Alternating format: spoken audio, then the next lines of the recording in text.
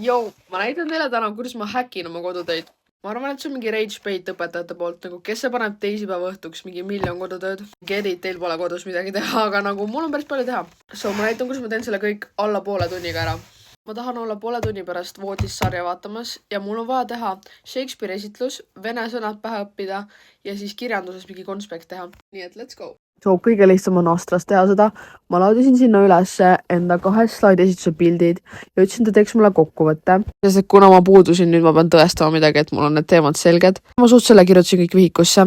Teiseks, mul oli vaja Shakespeare'i ja tema loomingu kohta infot. Ma andsin jälle Astrale pildid ja ta andis mulle õiged ja reaalselt nii kompaktsed märkmed, mis ma siis slaididele panin. Ja viimaseks mul oli vaja vene sõnu õppida, ma ütlesin talle, et ta teeks mulle flashcardid ja she delivered, nii et nüüd mul on need vene sõnad ka olemas.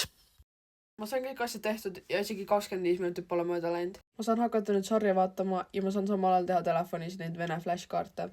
Kui sul on vaja järgmine kord vene sõnu õppida pähe, siis salvesta see video.